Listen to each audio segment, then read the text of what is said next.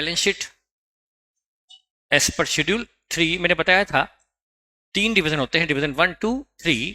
इसमें डिवीजन 1 हम पढ़ने वाले हैं वो कंपनीज जिन पर अकाउंटिंग स्टैंडर्ड एप्लीकेबल है वो बैलेंस शीट बनाती है as per division 1 schedule 3 division 1 के अकॉर्डिंगली।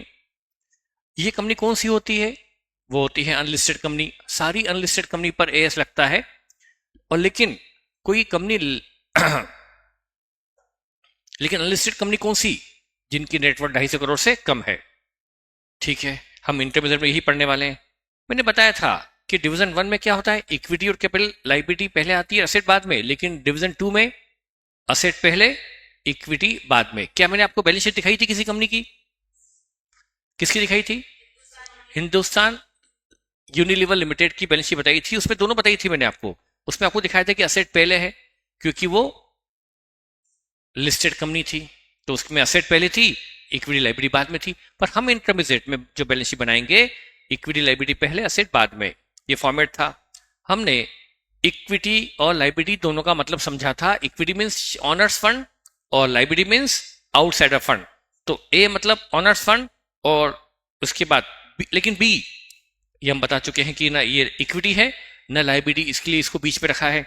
फिर नॉन करंट लायबिलिटी मतलब लॉन्ग टर्म लायबिलिटी, और फिर करंट लायबिलिटी मतलब शॉर्ट टर्म लायबिलिटी। अब शॉर्ट टर्म लायबिलिटी में बताया था मैंने शॉर्ट टर्म बोरिंग। अच्छा, लॉन्ग टर्म बोरिंग ऊपर आ गया, डिवेंचर, कोई लोन जो 1 साल बाद पेबल है। हाँ, करंट लायबिलिटी में शॉर्ट टर्म बोरिंग यहां से पढ़ना था अपने को। शॉर्ट टर्म प्रोविजन तक हो गया। शॉर्ट टर्म बोरिंग मतलब जो हमें ऐसे लोन, ऐसी बोरिंग जो विद इन ए 12 मंथ पेबल है, वो शॉर्ट टर्म बोरिंग हुई। ट्रेड पेबल मतलब क्रेडिटर और bills payable. Other current liability मतलब जैसे आउटस्टैंडिंग एक्सपेंसेस हो गए, outstanding expenses, salary payable, rent payable, वो सब आ जाएंगे अदर करंट लायबिलिटी में। और फिर शॉर्ट टर्म प्रोविजन। क्या मैंने आपको शॉर्ट टर्म प्रोविजन समझा दिए? प्रोविजन मैंने बताया था 2 तरह के होते हैं, provision for liability, provision for losses. Provision for bad debts क्या है? वो यहां कभी नहीं आएगा। It is not part of liability. Provision for bad debts is not part of, वो तो डेटर में से, असेट साइड में से लेस होता है। तो मैंने शॉर्ट टर्म प्रोविजन के एग्जांपल दिए थे आपको, एग्जांपल दे दिए थे कि वो इलेक्ट्रिसिटी बिल बताया था, इलेक्ट्रिसिटी बिल का कि बिल आ गया है पर पे नहीं किया।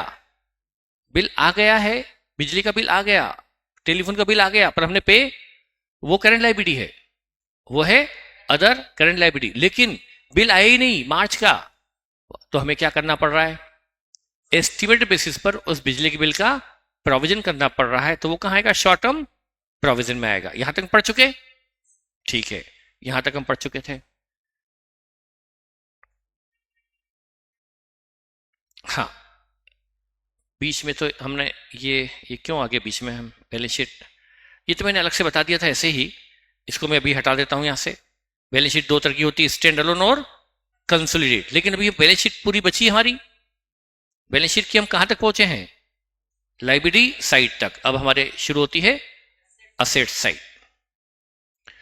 क्या मैंने आपको यह भी बताया था बेटा कि जो लायबिलिटी साइड है इसका ऑर्डर क्या है? In the order of permanency. जो फंड परमानेंट है, लंबे समय के लिए कंपनी के पास आए हैं, अभी आए हैं कंपनी के पास, पर लंबे समय तक रहेंगे, जल्दी ही उनको पे करने की जल्दबाजी नहीं है, वो है शोल्डर फंड, वो सबसे पहले आया। और जो सबसे जल्दी पे करना है वो करंट लायबिलिटी है। अब यहां पर हम आएंगे असेट साइड। ये हमारी शुरू होगी असेट साइड। तो हम शुरू करते हैं असेट साइड से। तो हमारा आज का लेक्चर शुरू हुआ असेट से। बैलेंस शीट में लायबिलिटी के बाद असेट साइड होती है असेट। असेट में अब यहां पर जो असेट होती है उसमें कौन सी असेट पहले रखी जाए और कौन सी असेट बाद में, उसके लिए भी जो फॉर्मेट बनाने वाले लोग थे उन्होंने कुछ सोचकर बनाया फॉर्मेट। कौन सी असेट पहले रखें और कौन सी बाद में। यहां असेट रखी जाती है in the order of liquidity. Liquidity मतलब, लिक्विड मतलब जिसको हम जल्दी ही कैश में रियलाइज कर सकते हैं वो लिक्विड, और जिसको जल्दी ही कैश में हम कन्वर्ट नहीं कर सकते वो नॉन लिक्विड। बिल्डिंग हम जल्दी नहीं बेचेंगे, कंपनी बंद होगी तब बेचेंगे। लैंड, मशीनरी, फर्नीचर, व्हीकल्स, ये अभी क्यों बेचेंगे? ये तो आफ्टर लॉन्गर पीरियड बिकेंगे, वो नॉन लिक्विड एसेट है। तो हम फिक्स्ड एसेट को सबसे पहले लेते हैं, फिक्स्ड एसेट को सबसे पहले लेते हैं क्योंकि वो नॉन लिक्विड एसेट है, और कैश को सबसे लास्ट में लेते हैं क्योंकि वो सबसे ज्यादा लिक्विड एसेट है। लिक्विड मतलब readily convertible into cash. Liquid resource है मतलब जिससे हम जल्दी ही पेमेंट कर पाए। हमें किसी को पेमेंट करना है तो सबसे पहले पेमेंट कहां से करेंगे? जो हमारी तिजोरी में कैश रखी है वहां से करेंगे। सबसे पहले पेमेंट कहां से होगा? तिजोरी में रखी हुई कैश से होगा। दूसरा, फिर कैश खत्म हो जाएगा तिजोरी, तो बैंक में जो पैसा पड़ा है उससे पे कर देंगे, तो वो भी क्या है? लिक्विड ही है। कैश से भी पे कर सकते हैं, बैंक से। तो कैश और बैंक क्या है? Liquid asset. अब ये तो कैश सबसे लास्ट में आती है, तो असेट में सबसे पहले आती है non current asset. Non current asset यानी जो लिक्विड नहीं है वो सबसे पहले ली गई। नॉन करंट असेट जो करंट नहीं है, वो असेट जो within a year realizable है वो करंट असेट्स। वो असेट जो within a year realizable है, जिससे मनी साल भर के अंदर मिल जाएगी, वो क्या है? जैसे कि बेटा इन डेटर हैं जिनको मैंने उधार माल बेच रखा है, क्या उससे पेमेंट 1 साल बाद आएगा या जल्दी आ जाएगा? कभी भी उधारी 2 साल की नहीं होती कि माल अभी खरीद लो 2 साल बाद पेमेंट करना, ऐसा कभी नहीं होता। कोई भी बिजनेस में 2 साल की उधारी नहीं होती, 1.5 साल की भी नहीं होती, साल भर की भी नहीं होती। उधारी कितनी होती है? 1 वीक, 15 दिन, महीना भर बहुत हो गया, महीना भर, 2 महीना एक्सट्रीम, 3 महीना तो रेडी होता होगा। मतलब जिनको उधार माल बेचते हैं उससे मनी जल्दी ही मिल जाती है विद इन ईयर। तो डेटर क्या है? Current asset. बीआरबी क्या है? आपने बीआर पढ़ा होगा 12th में, फाउंडेशन में। उसकी लाइफ क्या होती थी? बीआर 2 मंथ, 3 मंथ, यही पढ़ा होगा। कभी बीआर पढ़ा 1.5 साल का? तो बीआर से भी money within a year realize हो जाती है, तो वो भी क्या है? Current asset. हाँ बेटा, रोहित पटेल साहब उड़ गए आप, तो वो भी बोल रहा है शॉर्ट टर्म इन्वेस्टमेंट। यस, वो भी करंट शॉर्ट टर्म इन्वेस्टमेंट, जिसको हम जल्दी ही बेच के कैश में कन्वर्ट कर सकते हैं। बताऊंगा वो भी अभी। तो नॉन करंट असेट मतलब जो करंट असेट नहीं है, जो जल्दी ही विद इन ए ईयर जो रियलाइजेबल नहीं है, जिसको हम within a year realize नहीं कर सकते, उसको हम बोलते हैं नॉन करंट असेट। इसमें सबसे पहले आता है पीपीई। पीपीई फुल फॉर्म नहीं लिख रहा हूं मैं, प्रॉपर्टी प्लांट एंड इक्विपमेंट, अभी चलेगा प्रॉपर्टी प्लांट इक्विपमेंट। इसमें टेंजिबल दिखाते हैं अलग, टेंजिबल, और मैं यहां दिखा दूं इनटेंजिबल। इस पर S10 लगता है, इस पर S26 लगता है। पढ़ेंगे तो बाद में, अभी लोड मत लो। Tangible asset, plant, building, vehicle, machinery, equipment, ये सब क्या है? लैंड, ये सब क्या है? Tangible asset. जो S10 में कवर होती है वो पीपी है। एक S10 है पीपी, पता नहीं कौन पढ़ाएगा, मैं पढ़ाऊंगा, मनोज सर पढ़ाएंगे। अभी हमारा अभी डिवीजन नहीं हुआ, देखते हैं। लेकिन एक है इंटेंजिबल, इसको S26 में कवर किया जाता है। Intangible asset like goodwill, patent, copyright, website, ढेर सारी एसेट होती है इंटेंजिबल, लाइसेंस, वो सारी एसेट को हम बोलते हैं इंटेंजिबल। पर गुडविल भी, क्या गुडविल को बेचकर साल भर में, क्या गुडविल को हम जल्दी ही बेचने वाले हैं? नो। क्या मतलब ये एसेट भी क्या होती है? नॉन करंट एसेट होती है। तो पीपी हो गया, उसमें टेंजिबल इंटेंजिबल दोनों हो गया। फिर इसमें आते हैं non current investment. Non current investment, वो इन्वेस्टमेंट, ये डी के बाद इसको ई कर लेते हैं, ई, ये ब्रॉड हेड है, इसके अंदर पीपी हो गया, इंटेंजिबल हो गया, ये हो गया, ये सब नॉन करंट असेट्स है। नॉन करंट इन्वेस्टमेंट वो इन्वेस्टमेंट जिसको हम within a year cash में कन्वर्ट करने वाले नहीं है, विद इन ए ईयर इसको बेचने वाले नहीं है, जिसको हम लॉन्गर पीरियड तक होल्ड करेंगे, लंबे समय तक होल्ड करेंगे, उसको क्या बोलेंगे? Non current investment. अब इसका एग्जाम्पल क्या है?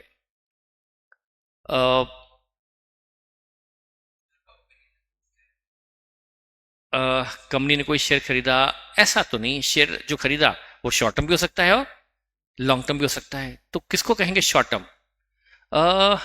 Long term, FD you can say, कह सकते हैं। हम्म वो तो इन्वेस्टमेंट नहीं है ना, इन्वेस्टमेंट की बात चल रही है। नॉन करंट इन्वेस्टमेंट में एग्जाम्पल लूं मैं, या मैं अलग अपने आप को क्यों करूं? मैं किसी एक कंपनी का डायरेक्टर हूं जिसमें आप शेयर होल्डर हैं, ये ऑनलाइन वाले, ये बी कंपनी है। मैंने इस बी कंपनी पर नियंत्रण पाना था, मुझे इस बी कंपनी पर कंट्रोल चाहिए था, तो मैंने क्या किया, इसके मार्केट से शेयर खरीदना शुरू कर दिए।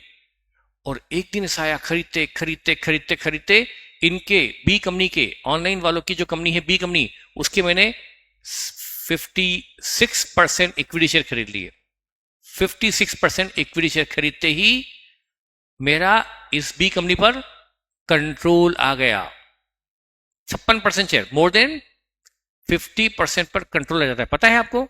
मोर देन, यदि मैंने किसी कंपनी के 50% से ज्यादा इक्विटी शेयर खरीद लिए, मतलब उस कंपनी में मेरा दादागिरी चली गई। अब उसकी जब बोर्ड ऑफ डायरेक्टर की मीटिंग होगी उसमें डायरेक्टर मेरे होंगे, और कोई भी जब रेजोल्यूशन पास होगा तो 56% वोटिंग पावर मेरे पास है। तो जब वोटिंग पावर मेरे पास है तो फिर सारे डिसीजन मेरे हिसाब से चलेंगे। तो मेरा उस बी कंपनी पर क्या आ गया, ए कंपनी का बी कंपनी पर क्या आ गया, कंट्रोल। तो मैं हो गया होल्डिंग कंपनी और ये हो गई, तो मेरे पास जो बी कंपनी के शेयर्स हैं, बताओ मैंने इस बी कंपनी को जो कंट्रोल एक्वायर किया है उसको मेरा बनाने के लिए, कि उस कंपनी पर मेरा, ताकि उसके बिजनेस पर मेरा नियंत्रण आ जाए। तो बताओ ये शेयर जो मैंने बी कंपनी के लिए है, मैं एक कंपनी हूं, मैंने इक्विटी शेयर बी के लिए है, तो वो जो इक्विटी शेयर इन बी है ये मैंने जल्दी ही बेचने के लिए खरीदे हैं या लॉन्गर पीरियड तक खरीदने के लिए? मैंने धीरे धीरे धीरे करते करते 56% शेयर खरीदे। तो ये मैंने इसलिए नहीं खरीदे कि 2 4 8 महीने में वापस बेच दूंगा, वो मेरी सब्सिडी बनी रहेगी लंबे समय तक। तो वो इन्वेस्टमेंट इन सब्सिडी कौन से शेयर्स हुए? इन्वेस्टमेंट इन सब्सिडी किस में आएंगे, शॉर्ट टर्म में या लॉन्ग टर्म में? तो यदि मैंने सब्सिडी कंपनी में शेयर खरीदे हैं तो वो हो गया इन्वेस्टमेंट इन सब्सिडरी कंपनी। तो वो क्या होगा, नॉन करंट इन्वेस्टमेंट, क्योंकि एक बार मेरी सब्सिडी बनाऊंगा तो वो 2 4 5 10 साल तक रहेगी। कल मैंने आपको लिस्ट बताई थी, वो लीवल, Hindustan lever limited, Unilever limited की कितनी सब्सिडी थी, 13 14 सब्सिडी थी। पॉन्ड्स लेक में देखा था उसमें, तो वो तो सालों से चल रही है, अगले कई साल तक वो सब्सिडी रहेगी। तो जब किसी को बनाते हैं सब्सिडी, अरे सब्सिडी एक दिन में नहीं बनती, 2 4 साल लगते हैं शेयर खरीदने में। 56% शेयर मार्केट से खरीदना आसान काम नहीं है, एक दिन गया ले आए, अभी खरीदे 5% शेयर, कभी 4%, कभी 8, खरीदने खरीदने में ही लग गए होंगे 3 4 साल। तो हो सकता है, तो उस केस में वो इन्वेस्टमेंट इन सब्सिडी कहाँ आएगा, नॉन करंट इन्वेस्टमेंट में आएगा। ये हो गया नॉन करंट असेट, है ना। अदर भी हो सकती है, फिर आएगा बेटा करंट, ई के, ये ई के बाद एफ, ये आएगा करंट असेट।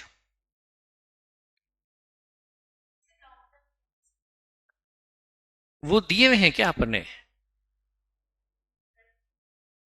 नहीं, हमने लॉन्ग टर्म लोन दिए हैं क्या? तो बेटा क्या हमारा काम लोन देना है? तो फिर हम लॉन्ग टर्म लोन क्यों देंगे किसी को?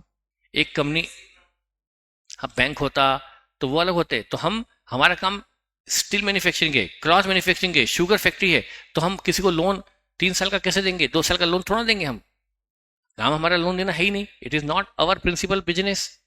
तो लोन यदि देते हैं तो लोन टू एम्प्लॉय होता है, और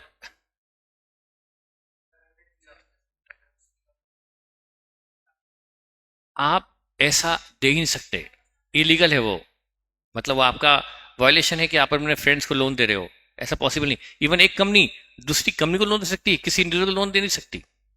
it is not my cup of T law, but ये रूल है, नहीं होगा ना। मैं यदि एक कंपनी हूं तो मैं आपको लोन नहीं दे सकता, मैं दे सकता हूं किसी दूसरी कंपनी को, और दूसरी कंपनी को लोन क्यों दूंगा, ब्याज कमाने के लिए, मेरा बिजनेस ही नहीं है, ब्याज पर पैसा चलाना मेरा बिजनेस नहीं है, तो मैं कैसे दे सकता हूं, मेन ऑब्जेक्ट मेरा है ही नहीं वो। आपने यदि मनी कहीं लगाई है, हाँ आपने दे दिया है किसी को तो ले लो, यदि भाई दिवे आपने फिर भी दे दिया है लॉन्ग टर्म लोन तो ले लो अदर नॉन करंट असेट में। कहां ले लो? अदर नॉन करंट से ले लो उसको आप। बोलिए।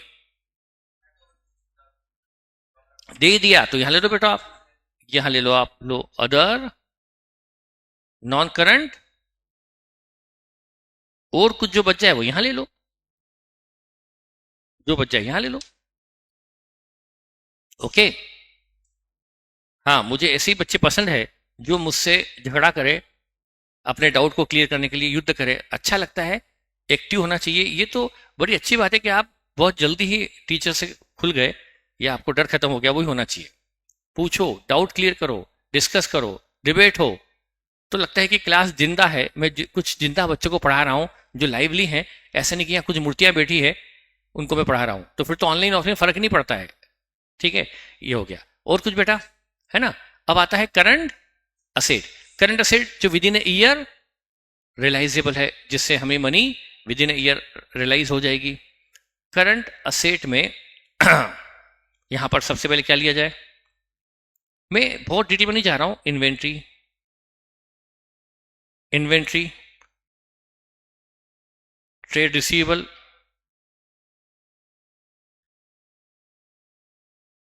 वो मैंने शॉर्ट टर्म इन्वेस्टमेंट नहीं लिए अभी, ठीक है। लोन्स एंड एडवांसेस में अभी इन शॉर्ट बता रहा हूं, जब ये चैप्टर पढ़ेंगे तो फिर से बताऊंगा। Advances, cash and cash equivalent, मतलब bank, other current asset, something something.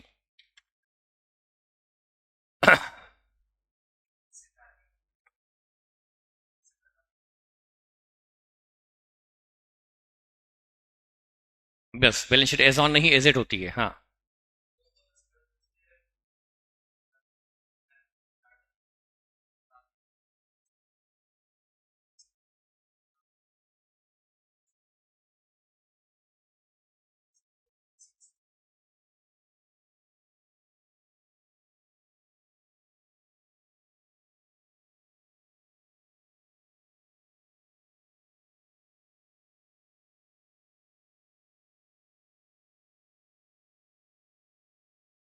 देखिए, ये मैटर एसएच अकाउंट का तो नहीं है, पर जैसे आपका कहना है कि बैलेंस शीट फाइनल होने के पहले ये कोर्ट का ऑर्डर आ गया कि कंपनी अंडर लिक्विडेशन है, तो फिर तो आपको मतलब जो सारी asset within year realizable है, तो फिर तो सारी एसेट करंट एसेट में आई जाएगी डेफिनेटली।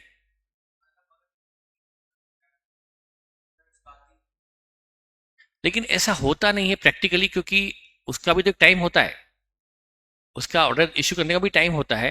तो ऑर्डर किस डेट में इशू हुआ है, किस वक्त इशू हुआ है, तो वो यदि 31 मार्च की डेट में इशू हो गया, तो आप 31 मार्च की डेट में कंपनी को अंडर लिक्विडेशन मान कर सकते हो।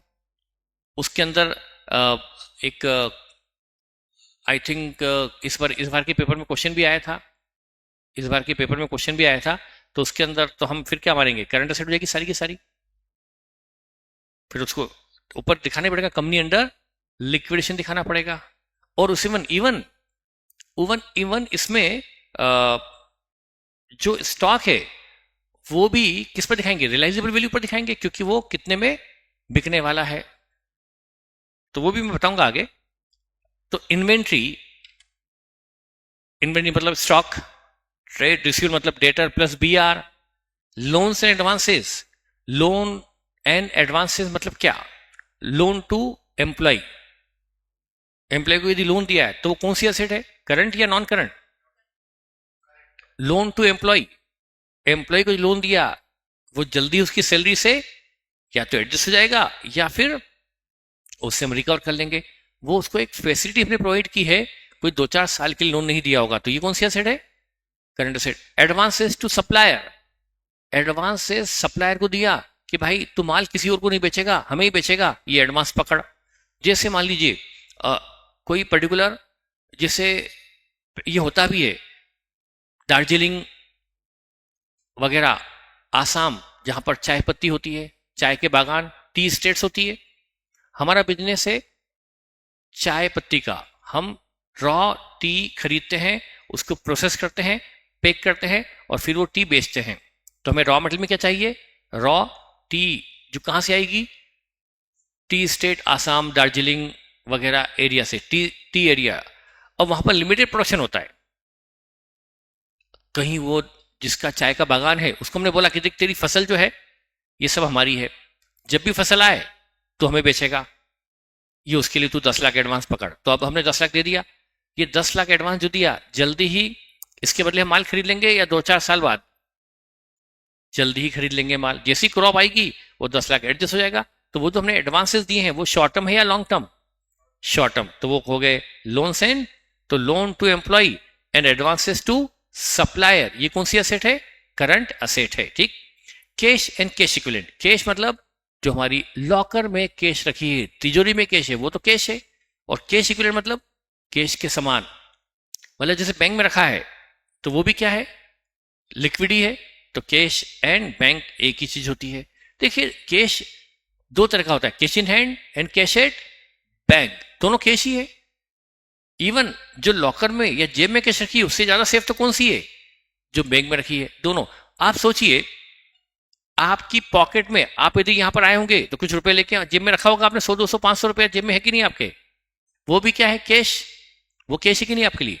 पर आपके बैंक अकाउंट में भी मनी है, आप कार्ड से, एटीएम से मनी, कार्ड दिखाकर जब चाहे तब निकाल सकते हो, तो वो भी कैश है कि नहीं, कि वो कैश नहीं है, वो भी कैश है। क्यों, आपकी पॉकेट वाली कैश से ज्यादा सेफ कौन सी कैश है। जैसे आप अपनी पॉकेट वाली कैश से जब चाहे तो पेमेंट कर सकते हो, वैसे बैंक के बैलेंस से भी आप जब चाहे तो पेमेंट, दोनों में से ज्यादा इजीली, ज्यादा रेडिली अवेलेबल चीज क्या है, कैश इन हैंड या कैश एट बैंक, दोनों इक्वल है। या मैं तो कहूं कि ज्यादा, आज की सिनेरियो में ज्यादा आपके लिए एटीएम वाली मनी ज्यादा सेफ है। जैसे आपके पास 500 का नोट है, वो आपने अपना पेन बदला, मनी वही पुराने पेन में रह गई, लेकिन एटीएम का कार्ड तो आपके पॉकेट में हमेशा रहता है, तो क्या होगा, एक बार आपकी कैश घर में रुक सकती है, लेकिन एटीएम से आप जब चाहे तब, चाहे जहां रात को 12 बजे 2 बजे किसी भी जगह मनी विड्रॉ, तो वो भी आपकी कैश ही है। तो कैश भी, कैश इन हैंड भी कैश है, और कैश एट बैंक भी कैश ही है। उसको यहां लिखा जाता है कैश एंड कैश इक्विवेलेंट के नाम से। कैश इक्विवेलेंट का मतलब होता है सिमिलर टू कैश, कैश के समान। तो बैंक क्या है, कैश के समान है। यहां पर अदर करंट असेट, और कोई करंट असेट जो ऊपर नहीं आई, जैसे कि और कोई भी करंट असेट, जैसे कि मैंने कहीं मनी इन्वेस्ट की है, मैंने कहीं इन्वेस्ट मनी की है, जैसे कि गवर्नमेंट बॉन्ड खरीद रखे हैं, उस पर मुझे ब्याज मिलना बचा है, ब्याज आना बचा है, इंटरेस्ट रिसीवेबल। तो इंटरेस्ट रिसीवेबल कौन सी असेट हो गई, करंट असेट। कौन सी वाली, अदर करंट असेट में आ जाएगा वो, interest receivable on investment etcetera. Rohit Patel साहब का एक डाउट है, sir land is non depreciable asset है, but what about gold.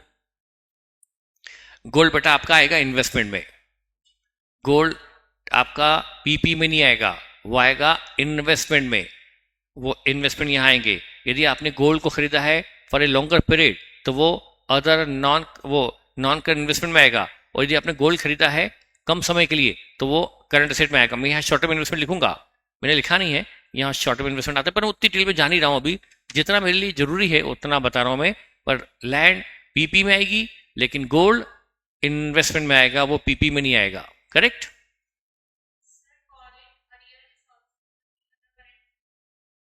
Calls in arrear, calls in arrear नहीं, कॉल्स इन अरियर मतलब हमने कॉल कर ली पर रिसीव होना बाकी है। ये कहाँ आएगा आपके हिसाब से, करंट असेट में,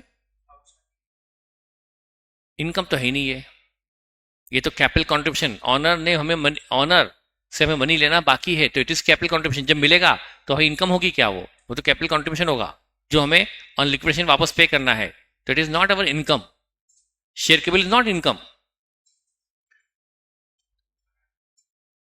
कॉल्स इन अरियर मतलब मैं बता तो सकता हूं, आपको बता दूं, सुनो, मैं कंपनी हूं, मैंने आपसे 50 लाख रुपीस कि कैपिटल कॉल की, तो क्या एंट्री होती है? जब कॉल करते हैं तो call account debit to equity share capital, यही होता है। क्या आपको पता है ये एंट्री? तो जब कॉल करते हैं, मान लो फाइनल कॉल है, फर्स्ट कॉल है, क्या एंट्री होती है? कॉल डेबिट टू, मान लो 50 लाख मैंने आपसे कॉल किए, पर मुझे 49 लाख ही मिले, तो bank debit, calls in, arrear debit, 49 मिले, 1 नहीं मिले, टू कॉल 50 लाख, है ना बेटा। तो अब कॉल्स इन अरियर जो हमारा डेबिट बैलेंस है, ये हमारा डेबिट बैलेंस तो है। तो आपका क्वेश्चन है कि इसको कहां दिखाया जाए, इस कॉल्स इन एरियर के डेबिट बैलेंस को कहां दिखाया जाए? डेबिट है तो असेट साइड दिखाई देगा, पर ऐसा नहीं है।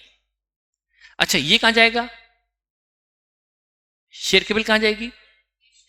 बैलेंस शीट में कहां जाएगी? शेयर होल्डर में यहां जाएगी ना, यहां पर जाएगी ना। तो यहां पर कैपिटल हमने मांगी कितनी? 50, मिली कितनी? तो बताओ शेयर कैपिटल में कितना आना चाहिए? जो मांगा वो हमारी कैपिटल है, जो मिल गया वो कैपिटल है। एक्चुअल कैपिटल किसको कहेंगे? जो मांगा गया वो या जो मिल गया वो? बोलिए। जो मांगा गया वो कैपिटल होती है, ठीक है। मैं आपकी बात को पकड़ के आपकी खिंचाई कर देता हूं। जो मांगा गया वो कैपिटल है। मैं हम और आप पार्टनर है किसी फर्म में, मैं ए आप बी। मैंने आपसे कहा कि भाई फर्म में हम 20-20 लाख रुपए लगाएंगे, तो मैंने आपसे कहा कि 20 लाख लाओ, मैं 20 लाख ले आया, पर आप 18 लाख ही लाए। तो आपके कैपिटल अकाउंट में मांगा कितना आपसे? 20, आप लाए कितना? 18। तो आपके कैपिटल अकाउंट में क्रेडिट कितने से दी जाएगी? 18 से जो लाए वो, या जो मांगा गया 20?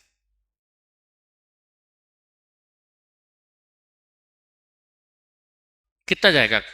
हाँ, करंट अकाउंट में जाएगा। तो क्या 2 लाख जो आप नहीं लाए, जो 2 लाख अरियर है, वो कैपिटल आउटस्टैंडिंग के नाम से दिखाओगे? कभी आज तक सुना कैपिटल आउटस्टैंडिंग नाम? फिर कैसे बोल रहे हो आप? कहां दिखाओगे? 20 लाख दिखा दोगे आप कैपिटल में, और 2 लाख असेट में दिखाओगे फर्म की? कभी नहीं होता ऐसा, आज तक नहीं देखा होगा आपने, कभी देखा? तो कैपिटल अकाउंट में कौन सा अमाउंट क्रेडिट करते हैं? जो वो लाया है या जो मांगा गया? जो लाया है। फिर कभी नहीं सुना आपने और कभी देखा ही नहीं होगा। तो हमेशा कैपिटल में पेडअप कैपिटल आती है। कौन सी आती है? पेडअप। तो मांगी गई कितनी? 50, मिली कितनी? तो एक्चुअल में हम क्या करेंगे, जब शेयर कैपिटल दिखाएंगे, share capital less calls in, ये बैलेंस क्रेडिट है, ये बैलेंस डेबिट है, तो हम क्या करेंगे? 50 के डेबिट से एक का 50 के क्रेडिट से एक का डेबिट लेस कर देंगे और बचेगा 49 में आएगा पेडअप कैपिटल में। तो एक को असेट में कभी नहीं दिखाते, बल्कि उसको कैपिटल में से माइनस करके दिखाते। Is it clear?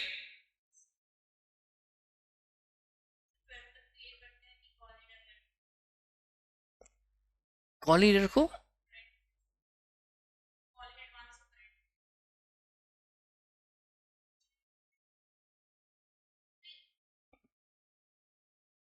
देखिए बेटा, मैं आपको बताऊं, जब ये शेयर कैपिटल की शेड्यूल बनती है ना, तो देखो, एक होती है, मैं मतलब थोड़ा ट्रैक से बाहर जा रहा हूं आपके डाउट को सॉल्व करने के लिए। आपने कहा कि कॉल्स इन एरर को हमेशा असेट में दिखाते हैं, तो उसको मैं प्रूव करना चाहता हूं कि वो गलत कैसे है। मैं सिर्फ ये नहीं बोला हूं कि गलत है, बल्कि प्रूफ के साथ ही आगे बढ़ता हूं। एक होती है अथोराइज्ड शेयर कैपिटल, सुना होगा आपने। मान लो कंपनी 50,000 इक्विटी शेयर इशू कर सकती है, तो ये क्या हुआ? अथोराइज। कंपनी ने इशू किए 40,000 शेयर, ये क्या है? Issued share capital. फिर होती है सब्सक्राइब, पब्लिक ने 38,000 या 39,000 शेयर ही लिए, तो ये कौन सी हुई? सब्सक्राइब, है ना। मतलब अथोराइज अलग होती है, इश्यूड इश्यूड अलग होती है, और सब्सक्राइब अलग होती है। अब सब्सक्राइब बाद कौन सी आती है? Paid up. बैलेंस शीट में कौन सी कैपिटल आती है? एक अथोराइज्ड, इश्यूड, सब्सक्राइब एंड कौन सी? Paid up. मतलब क्या? जो शेयरहोल्डर ने पे कर दी। सब्सक्राइब एक कॉल्ड अप, और एक क्या होती है? हमने 39,000 शेयर पर 80 रुपए कॉल किया, तो ये कौन सी हुई? 39,000 शेयर हमने इशू किए, उस पर 80 रुपए मंगाया, तो ये कौन सी हुई? Called up. पर उसमें से ये जो मंगाया उसमें से इतना कॉल्स इन अरियर, इतना मिलने से रह गया, तो ये कौन सी बची? Paid up. बाहर कौन सी आती है? पेड अप आती है। तो कॉल्स इन एरर कभी भी असेट में नहीं दिखाते, बल्कि उसको कॉल्ड अप केबल में से लेस करते हैं और बाहर लिखते हैं पेड अप केबल। आपको पता है बैलेंस शीट में पेड अप केबल आती है।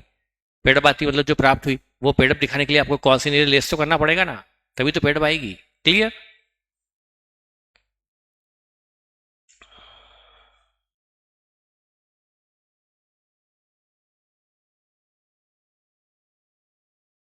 ठीक है, तो ये आपको मैंने बताया regarding balance sheet, called up then paid up. Yes, तो पेड अप निकालने के लिए कॉल सीनियर लेस करना ही पड़ेगा। अब बैलेंस शीट के बाहर आती है contingent liability. Contingent liability, it is outside the balance sheet just for disclosure आती है बैलेंस शीट के बाहर कॉन्टिंजेंट लाइबिलिटी, जो बैलेंस शीट के बाहर दिखाई जाती है। देखिए, फॉर एग्जाम्पल मैंने जो फर्स्ट अर्ली बर्ड है उसमें भी एग्जाम्पल लिया हुआ है, वही एग्जाम्पल मैं कॉपी कर रहा हूं। हमारी फैक्ट्री है, उस फैक्ट्री में एक वर्कर का कोई फोन आया, मशीन पे काम कर रहा था, पता नहीं किसका फोन आया, उससे मशीन को ऐसे ही छोड़ दिया चालू हालत में जो भी है, और फोन लेके बाहर निकल गया। बताओ ऐसा कितना अर्जेंट किसका फोन होगा कि वो फैक्ट्री छोड़कर बाहर निकल गया, काम छोड़कर बाहर आ गया, फोन उठा लिया। किसका फोन होगा ऐसा? यदि शादीशुदा है तो बीबी का फोन होगा, क्योंकि डर के मारे फोन तो उठाना ही पड़ता है। तो और अनमेरिड तो किसका फोन होगा? जीएफ। मतलब अब वो फोन जीएफ का आया, जीएफ मतलब ग्रैंडफादर। अरे अनमेरिड तो दादा इसे भी डर लगता है आदमी को, ग्रैंडफादर न कि गर्लफ्रेंड। क्या मानना है? आपकी इच्छा हो मान लो, आपकी इनकी भाई साहब की इच्छा है गर्लफ्रेंड मानो, चलो गर्लफ्रेंड मान लिया। अब गर्लफ्रेंड का फोन आया तो बात शुरू कर दी उसने, शुरू करते करते वो कब पता नहीं, और जब बात कर रहा है तो पता है ना आदमी बेहोश हो जाता है, बात करते करते झगड़ा हो रहा है तो भी बेहोश, बहुत ज्यादा प्यार मोहब्बत हो रही तो भी बेहोश, जो भी हुआ हो वो करते करते कब फैक्ट्री पर के बाहर निकल गया, कब रोड क्रॉस कर ली, कब वहां मेन होल था, सड़क वो गटर जा रही थी, वो गटर के अंदर गिर गया, और गटर में गिरते उसके हाथ टूट गए और वो हॉस्पिटल में हाथ टांग के पड़ा हुआ है। अब हॉस्पिटल में उसको 2 लाख रुपए का खर्चा हो गया। अब वो फैक्ट्री से मांग रहा है कि 2 लाख रुपए, मुझे कंपनी से मांग रहा है कि मेरा हाथ टूट गया ड्यूरिंग वर्किंग आवर्स, मुझे फैक्ट्री यानी कंपनी से 2 लाख का हर्जाना दिलवाया जाए। अब उसने कंपनी पर सूट फाइल किया है, क्लेम फॉर कॉम्पनसेशन, क्लेम हाँ worker against the company, worker का कंपनी के अगेंस्ट सूट फाइल किया हुआ है, तो 2 लाख रुपए का सूट फाइल हुआ है। अब क्या करे कंपनी? कंपनी उसके लिए क्या करे अब? और इधर 31 मार्च आ गई, 31 मार्च को अभी कोर्ट में केस चल रहा है, फैसला नहीं हुआ।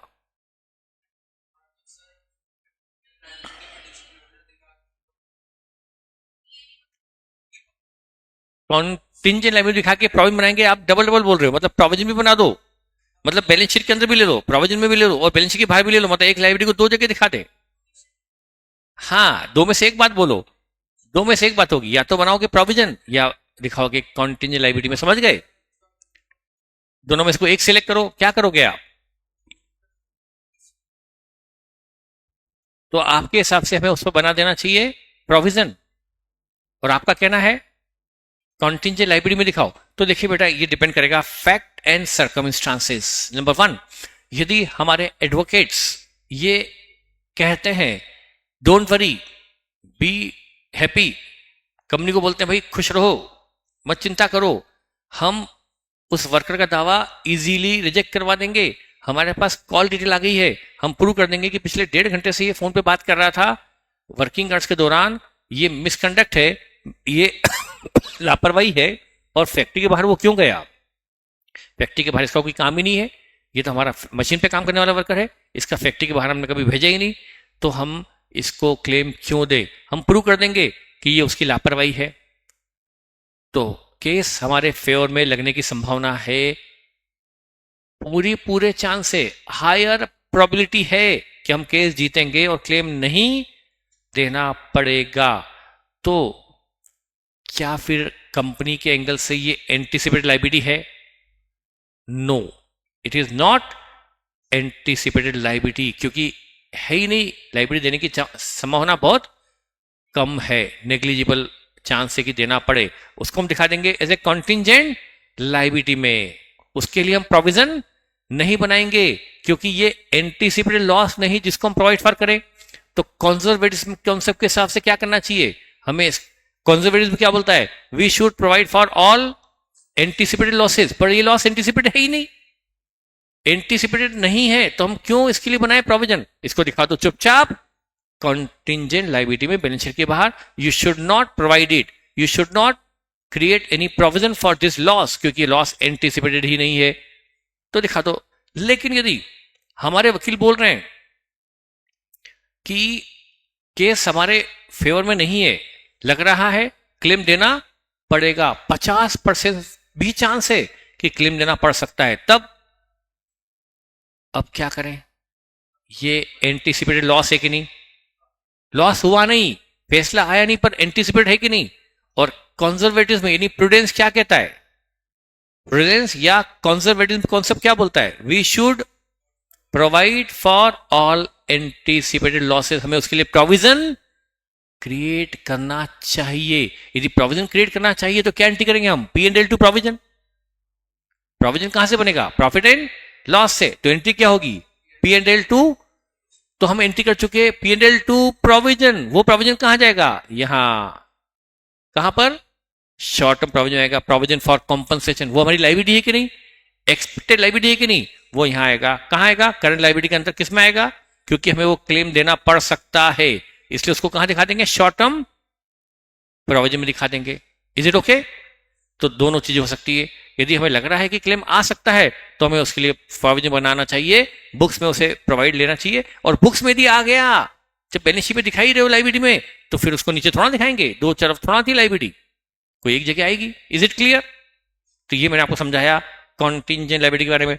तो ये क्या हो गया? क्लेम अगेंस्ट द, नाम क्या हुआ? Claim against the company.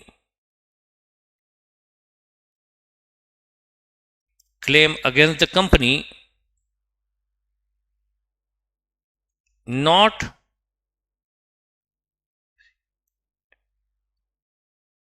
acknowledge, that is accepted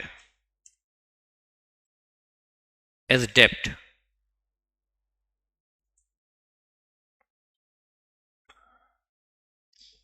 claim against the company not acknowledge as डेप्ट, मतलब कंपनी के ऊपर किसी ने दावा किया है पर कंपनी ने उसको स्वीकार नहीं किया है, कंपनी उसको अपना लायबिलिटी नहीं मान रही, कंपनी ने उस लॉस के लिए प्रोविजन क्रिएट नहीं किया।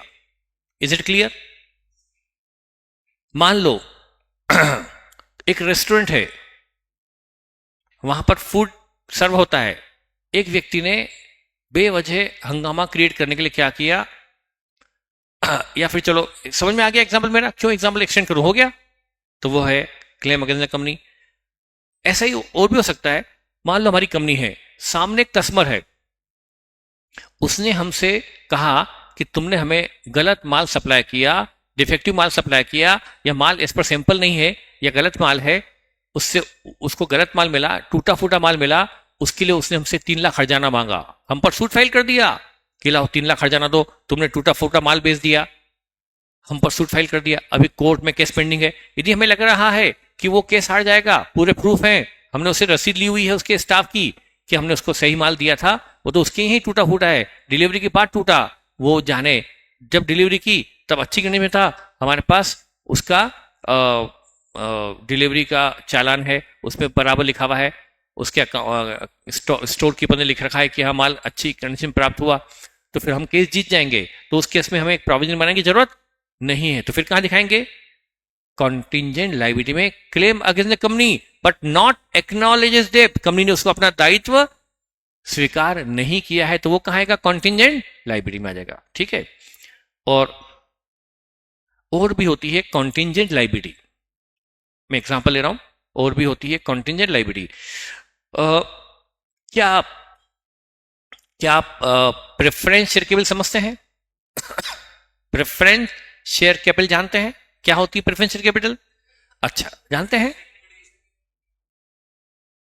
इक्विटी के पहले जिनको कैपिटल के रिपेमेंट में प्रायोरिटी दी जाती है, एक तो वो, और डिविडेंड के पेमेंट में भी प्रॉफिट होने पर पहले डिविडेंड प्रेफरेंस को मिलता है, उसके बाद देते हैं इक्विटी को। ये दो प्रेफरेंसेस प्राप्त होते हैं प्रेफरेंस शेयर कैपिटल को, priority in repayment of capital and priority in payment of dividend distribution in case of profits. ये दो प्रायोरिटी जिसको है उसको बोलते हैं प्रेफरेंस शेयर कैपिटल। अभी प्रेफरेंस शेयर कैपिटल दो तरह की होती है, क्यूमुलेटिव और नॉन क्यूमुलेटिव। क्या ये भी मुझे समझाना पड़ेगा? क्यूमुलेटिव और नॉन क्यूमुलेटिव आपने नहीं पढ़ा है? ओके, प्रेफरेंस शेयर कैपिटल तो पढ़ा है, तो प्रेफरेंस जो मैंने बताया वो तो सही है ना? ओके, प्रेफरेंस शेयर कैपिटल दो तरह की होती है बेटा, क्यूमुलेटिव और, जैसे आप इक्विटी शेयर होल्डर हैं मेरी कंपनी के, मैं एक कंपनी, आप मेरे इक्विटी शेयर होल्डर, और ये लोग प्रेफरेंस शेयर होल्डर, ऑनलाइन वाले प्रेफरेंस शेयर होल्डर हैं। अब ये प्रेफरेंस शेयर दो तरह के हो सकते हैं, क्यूमुलेटिव और, यदि ये क्यूमुलेटिव प्रेफरेंस शेयर कैपिटल है इनकी, क्यूमुलेटिव, तो समझना क्या होता है। ये है 7% प्रेफरेंस शेयर कैपिटल वाले हैं, और ये प्रेफरेंस शेयर कैपिटल क्यूमुलेटिव है। क्यूमुलेटिव मतलब एक्यूमुलेट होना। अब देखो क्या होता है, मान लो इस साल मेरी कंपनी में, एक कंपनी में प्रॉफिट नहीं हुआ, तो मैं प्रॉफिट ना होने से इनको डिविडेंड नहीं दे पाया। अब डिविडेंड नहीं दे पाया, 7% डिविडेंड देना था, नहीं दे पाया। अब ये डिविडेंड जो नहीं दे पाया, क्या ये डिविडेंड का लैप्स हो जाएगा? नहीं। क्या होगा? यदि इनके प्रेफरेंस शेयर क्यूमुलेटिव है तो क्या होगा? अगले साल जब प्रॉफिट होगा तो मुझे इनको अगले साल, ये इस साल का जो डिविडेंड नहीं दे पाया वो भी देना पड़ेगा इन लोगों को। आपका नंबर कब आएगा? बहुत बाद में। इनको मुझे अगले साल कौन कौन सा डिविडेंड देना पड़ेगा? पिछले साल का भी और अगले साल का भी, 2 साल का डिविडेंड दूंगा, उसके बाद प्रॉफिट बचेगा तो आपको मिलेगा। और बुरी किस्मत, दूसरे साल भी डिविडेंड नहीं दे पाए, प्रॉफिट ही नहीं था तो क्या होगा? 2 साल का डिविडेंड बकाया हो गया, 2 साल का डिविडेंड अरियर हो गया, अरियर मतलब बकाया। अब तो और हालत खराब। अब जब तीसरे साल यदि प्रॉफिट हो गया अच्छा खासा, तो क्या करना पड़ेगा? मुझे इन क्यूमुलेटिव प्रेफरेंस वालों को पिछले 2 साल, करंट 1 ईयर, 3 साल का डिविडेंड दूंगा, उसके बाद यदि प्रॉफिट बचेगा तो आपको मिल पाएगा इक्विटी डिविडेंड। तो यदि इनका डिविडेंड का जो बकाया है, अरियर है, जो कंपनी नहीं दे पाई, वो आगे देना पड़ सकता है, आगे देना पड़ेगा इन केस ऑफ प्रॉफिट, तो वो होता है क्यूमुलेटिव प्रेफरेंस शेयर कैपिटल, उसको बोलते हैं क्यूमुलेटिव प्रेफरेंस शेयर कैपिटल। और एक होती है, क्या आपको क्यूमुलेटिव का मतलब समझ में आ गया? इसको बोलते हैं क्यूमुलेटिव प्रेफरेंस शेयर कैपिटल। एक होती है नॉन क्यूमुलेटिव। नॉन क्यूमुलेटिव मतलब ये साल डिविडेंड नहीं दे पाया, बात खत्म, भूल जाओ इन प्रेफरेंस शेयर होल्डर को, ऑनलाइन वालों भूल जाओ इस साल को, अगले साल आपका ये डिविडेंड कैरी फॉरवर्ड नहीं होगा, आपको पिछले साल का डिविडेंड अगले साल नहीं मिलेगा। साल गया, बात खत्म करो, रात गई, बात गई, तो फिर आपका साल खत्म, बात खत्म। अगले साल आपको सिर्फ अगले साल का डिविडेंड ही मिलेगा इन केस ऑफ प्रॉफिट। अगले साल फिर लॉस हो गया, फिर तुम्हें डिविडेंड नहीं मिलेगा, भूल जाओ। तीसरे साल जाके प्रॉफिट हुआ, आपको सिर्फ तीसरे साल का डिविडेंड मिलेगा, अरियर नहीं मिलेगा, बकाया जो है पुराना वो भूलना पड़ेगा, वो लैप्स हो जाएगा। तो उसको क्या बोलते हैं? Non cumulative preference share capital. तो दो तरह की शेयर कैपिटल होती है, क्यूमुलेटिव और नॉन क्यूमुलेटिव। शायद 12th में आपका एक चैप्टर था share capital, issue of share था, वहां पढ़ाया गया होगा। फाउंडेशन में भी था, वहां भी पढ़ाया गया होगा, पर शायद भूल गए आप लोग। कोई बात नहीं। तो क्या अभी समझ में आ गया? तो क्यूमुलेटिव और non cumulative preference share capital होती है। अब देखो यहां पर कॉन्टिंजेंट लायबिलिटी में एक चीज जो लिखो, अरियर ऑफ, लिखो arrear of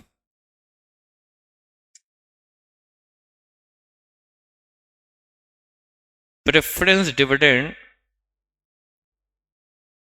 on cumulative preference share capital, arrear of preference dividend on cumulative preference share capital, इसको हम बोलते हैं कॉन्टिंजेंट लायबिलिटी। क्यों बोलते हैं भाई? सुनो, मैं कंपनी हूं, आप इक्विटी हैं, ये प्रेफरेंस है और इनके प्रेफरेंस शेयर क्यूमुलेटिव हैं, इनको मैं डिविडेंड नहीं दे पाया, इस साल डिविडेंड नहीं दे पाया। मान लो इनकी कैपिटल है 50 लाख, 50 लाख का 7% 3.5 लाख, इनको मैं 50 लाख पर 7% से 3.5 लाख का डिविडेंड नहीं दे पाया क्योंकि मेरे पास प्रॉफिट ही नहीं है, इवन लॉस है, तो मैं डिविडेंड नहीं दे पाया। तो ये जो डिविडेंड नहीं दे पाया इसका क्या होगा बताओ? लैप्स हो गया या कैरी फॉरवर्ड हुआ? तो मतलब प्रॉफिट हुआ तो अगले साल प्रॉफिट हुआ तो मुझे डिविडेंड देना पड़ सकता है। तो मेरे लिए क्या हुई है? लायबिलिटी या कॉन्टिंजेंट लायबिलिटी? इसको कहेंगे कॉन्टिंजेंट लायबिलिटी, क्योंकि डिविडेंड देना पड़ भी सकता है और लॉस हो गया तो नहीं देना पड़ेगा, प्रॉफिट हुआ तो देना पड़ सकता है। तो वो क्या कहा जाएगा? क्योंकि ये देना पड़ भी सकता है, नहीं भी, तो ये मेरे लिए क्या हुई? Contingent.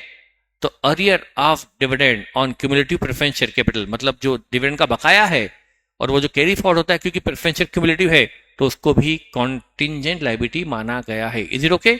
Any doubt, any discussion?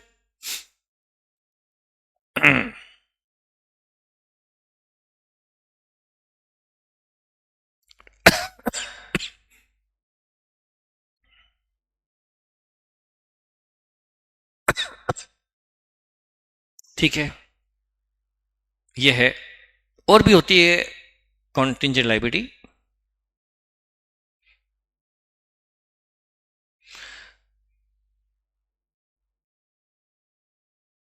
Bill discounted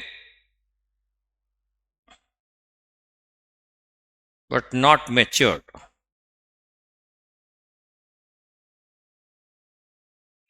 bill discounted but not matured, bill discounted but not matured, क्या होता है ये? मैं एक कंपनी हूं, मान लीजिए मैं एक कंपनी हूं, अब अपन थोड़ा बदल जाते हैं। आप लोग को मैंने उधार माल बेचा तो आप मेरे लिए हुए डेटर, मुझे आपसे मनी लेना है तो आप मेरे लिए हुए डेटर। आपने मुझे बीआर दे दिया तो बीआर मेरे लिए क्या हो गया? असेट। तो मैंने इंटिकली बीआर टू डेटर, अब बीआर मेरी क्या है? असेट है, और वो मेरी बैलेंस शीट में आएगा एज एन असेट। पर वो बीआर जो मेरे लिए असेट है जिसका पेमेंट आप 2 महीने बाद करने वाले हो क्योंकि उसकी ड्यू डेट 2 महीने बाद है, मैंने वो बीआर, ये जो ऑनलाइन वाले हैं ये बैंकर हैं, इनसे डिस्काउंट करवा लिया, तो मुझे मनी किससे मिल गई? ये जो ऑनलाइन में बैंकर हैं इनसे मनी मिल गई मुझे, तो मैंने बीआर उनको दे दिया। तो आज बीआर किसके पास है? बैंक के पास है, ऑनलाइन वालों के पास है। ड्यू डेट उसकी आ रही है अप्रैल में, इधर मार्च आ गया, ड्यू डेट कब है? 20 अप्रैल। बिल का पेमेंट कब मिलेगा? 20 अप्रैल को उसकी ड्यू डेट है, डेट ऑफ मैच्योरिटी 20 अप्रैल है, और इधर 31 मार्च आ गया। तो 31 मार्च को बताइए वो आपके लिए क्या है, इनके लिए क्या है, मेरे लिए क्या है? सोचेगा। मैंने फिर से रिपीट करूं, मैंने आपको उधार माल बेचा और आपने मुझे एक बीआर साइन करके दे दिया, तो मेरे लिए क्या हुआ? बीआर। आपके लिए क्या हुआ? बिल्स पेबल हुआ। अब वो बीआर मैंने इनसे डिस्काउंट करवा लिया तो मुझे मनी मिल गई और मैंने इनको बीआर हैंड ओवर कर दिया। आज वो 31 मार्च को बीआर किसके पास है? तो उनके लिए वो असेट है, बीआर उनके लिए असेट है, आपके लिए वो बीआर बिल्स पेबल लायबिलिटी है। मेरे लिए क्या? मेरे लिए वो कॉन्टिंजेंट लायबिलिटी। कैसे? 20 अप्रैल को ये लोग ऑनलाइन वाले बीआर लेकर आपके पास आएंगे, और आपने पे नहीं किया तो तो मेरे पास आएंगे और मुझे इनको पे करना पड़ सकता है। किसको? ये ऑनलाइन वाले बैंकर को मुझे पेमेंट करना पड़ सकता है। तो आपके लिए वो लाइबिलिटी है, पर मेरे लिए वो कॉन्टिंजेंट लाइबिलिटी है। Is it clear?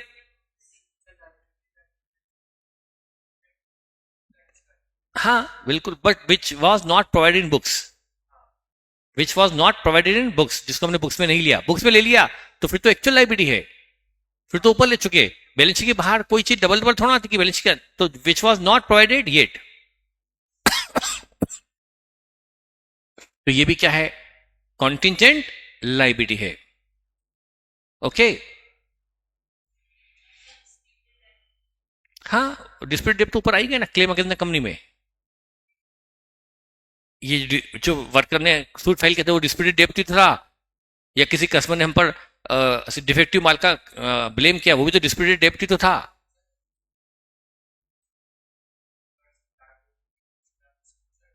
तो किसका बोलो ना, सूट तो मैंने आपको ऊपर लिखवा दिया, क्लेम अगेंस्ट द कंपनी। और कौन सा क्लेम? 10 क्लेम तो सैकड़ों तरह के हो सकते हैं, मैंने तो एग्जाम्पल लिया, उसमें किसी भी तरह का क्लेम ले लो आप, किसी भी तरह का क्लेम लो, 10 क्लेम गिना सकता हूं मैं, मैंने 2 ही बताए। आप कोई एग्जाम्पल ले लो, 10 एग्जाम्पल, 100 एग्जाम्पल हो सकते हैं इसमें। तो ये है, एक होता है bill discounted but not mature. अच्छा, बिल इंडोर्स भी होता है, इंडोर्स्ड जैसे वही वे बात है, bill endorse but not mature. जैसे आपने, मैंने आपको माल बेचा, आप हुए क्रेडिटर और आपने मुझे बिल दे दिया, तो आपके लिए बिल्स पेबल, मेरे लिए बिल्स।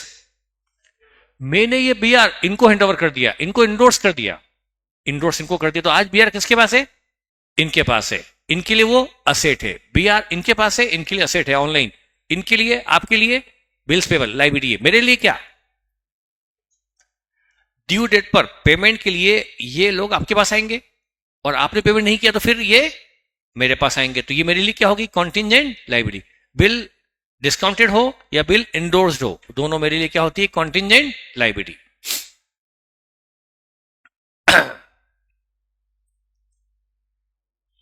ये मैंने आपको बताया बैलेंस शीट का format as per schedule 3 division 1। कौन सी कंपनी जिन पर अकाउंटिंग स्टैंडर्ड एप्लीकेबल है वो इस तरह से बैलेंस शीट बनाती है। अच्छा, रिजर्व और सरप्लस, क्या रिजर्व सरप्लस एक ही चीज है या अलग अलग चीज है? रिजर्व मीन्स रिजर्व्स और सरप्लस मीन्स पीएनएल का क्रेडिट बैलेंस, पीएनएल का क्रेडिट बैलेंस। क्या समझते हो रिजर्व मतलब? क्या मतलब समझते? Part of profit which is set aside for future, profit का वो हिस्सा जो फ्यूचर के लिए अलग रख दिया गया हो, उसको क्या बोलते हैं? रिजर्व। और प्रॉफिट जो पीएनएल अकाउंट में रखा हुआ है, कहीं अलग सेट असाइड नहीं हुआ बल्कि पीएनएल में पड़ा है, तो वो क्या है? सरप्लस। फॉर ग्रोथ, एक्सपांशन, कॉन्टिंजेंसी, सब कुछ। तो देखिए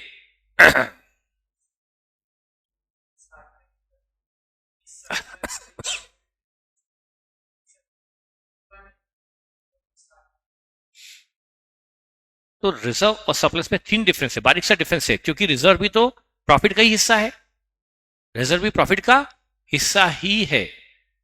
आज नहीं जो कल किसको मिलेगा? ये शेयर होल्डर को मिलेगा, तो it is part of share holder fund.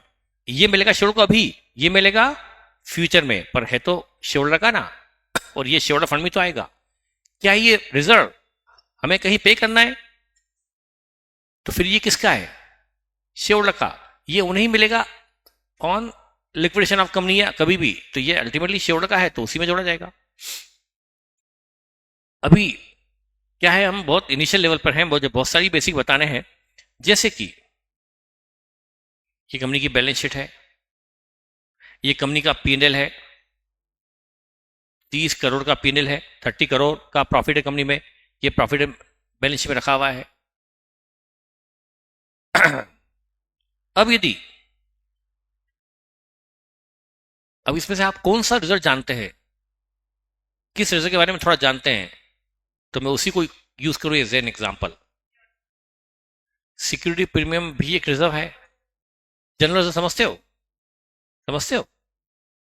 General reserve पूरा नहीं समझते अभी। CRR, capital reserve. पार्टनरशिप में कौन सा अक्षर जानते हो? पार्टनरशिप में सिक्योरिटी प्रीमियम तो होता नहीं था। पार्टनरशिप पे तो नहीं होता था ना वो सिक्योरिटी प्रीमियम, कंपनी में होता है। सिक्योरिटी प्रीमियम जानते हो? वो भी एक रिजर्व है, पता है? DRR, CRR। क्योंकि अभी बहुत कम जानते, तो उसका एग्जाम्पल मुझे लेना टफ लग रहा है कि क्या लूं मैं आपके सामने। मैं तो आपको हर रिजर्व के बारे में एक्सप्लेन कर सकता हूं, मैं वो लेना चाहता हूं जो आप जानते हो। सिक्योरिटी प्रीमियम रिजर्व, ठीक है। तो देखिए, कंपनी ने शेयर इशू किए, ध्यान देना। Bank debit 10 lakh, equity share capital credit 10 lakh. क्या एंट्री होगी? Bank to share capital 10 lakh. पर कंपनी ने जब ये शेयर इशू किए तो 2 लाख की प्रीमियम पर इशू किए, तो बैंक डेबिट कितना?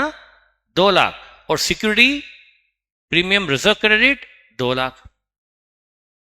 करेक्ट? तो हमने जो 2 लाख प्रीमियम मनी मिली उसको कहां पर रख दिया? सिक्योरिटी प्रीमियम रिजर्व में रख दिया। 2 लाख, ये हमारा सिक्योरिटी प्रीमियम रिजर्व हो गया। अब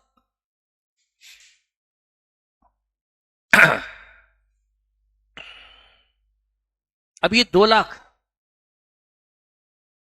का जो रिजर्व है, ये 2 लाख का रिजर्व, ये मनी कंपनी को मिली है ऑन मनी। कंपनी की गुडविल अच्छी होगी, तो 10 लाख का शेयर कंपनी ने 12 लाख में इशू किया, 2 लाख कंपनी को एक्स्ट्रा मिला, तो ये कंपनी के लिए क्या है? प्रॉफिट। कंपनी का क्या है? प्रॉफिट। और ये प्रॉफिट कैपिटल नेचर का है कि रेवेन्यू नेचर का? कैपिटल। तो ये प्रॉफिट अल्टीमेटली आज नहीं तो कल किसको मिलेगा? ऑनर, मतलब इक्विटी शेयर को ही मिलेगा फ्यूचर में। लाए भी कौन है? इक्विटी शेयर, पर फ्यूचर में मिलेगा भी किसको? तो ये फंड किसका हुआ? ये रिजर्व किसका हुआ? इक्विटी शेयर का। इसलिए किस में आएगा? ये भी आएगा ऑनर्स फंड में। कहां आएगा? ऑनर्स फंड में आएगा। तो ऑनर फंड में क्या आएगा? रिजर्व एंड सरप्लस में किस हेड में आएगा? रिजर्व के अंदर आ जाएगा ये। अब सरप्लस मतलब P&L, ये भी शेयर का, ये भी शेयर का। ये उन्हें अभी बढ़ सकता है, ये उन्हें फ्यूचर में बढ़ेगा, जो भी हो, पर है ये भी ऑनर का, ये भी इक्विटी शेयर का। इसलिए दोनों रिजर्व ही हैं, इसलिए उसको साथ में दिखाया जाता है।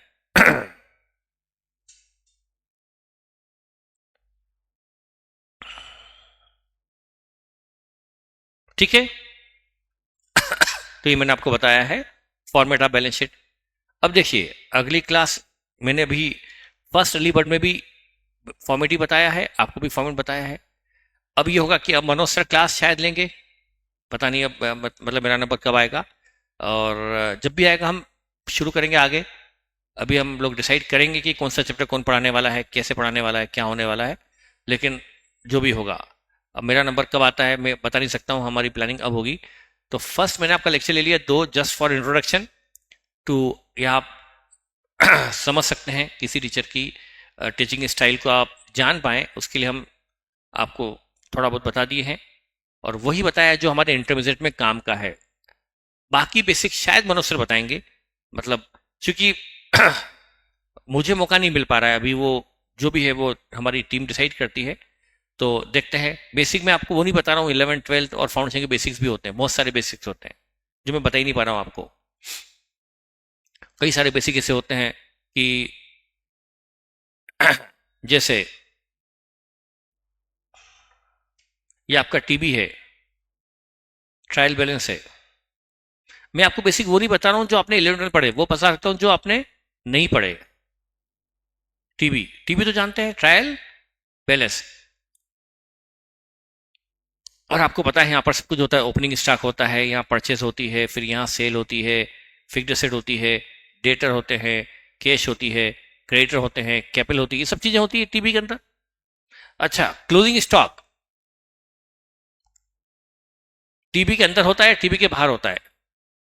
क्लोजिंग स्टॉक टीबी के अंदर कहीं होता है या बाहर होता है? कहाँ होता है? टीबी के बाहर होता है, करेक्ट। अब देखिए आपके पास ओपनिंग में 10,000 का माल था, खरीदा आपने 1 लाख, साल भर में 1,90 खरीदा, कितना गुड्स हो गया आपके पास? 2 लाख। अब आपका जो क्लोजिंग स्टॉक है वो टीबी के अंदर है, टीबी के बाहर है? वो क्लोजिंग स्टॉक टीबी के अंदर है या बाहर है? मैं चौथी बार पूछ रहा हूं, आप समझ गए होंगे मैं क्यों पूछ रहा हूं। क्लोजिंग स्टॉक टीबी के अंदर है या टीबी के बाहर है? अभी भी आप अपना सेंटेंस बदल सकते हो, क्योंकि मैं आपको सोचने के लिए टाइम दे रहा हूं, सोचने का अपॉर्चुनिटी दे रहा हूं, सोचने का अवसर दे रहा हूं।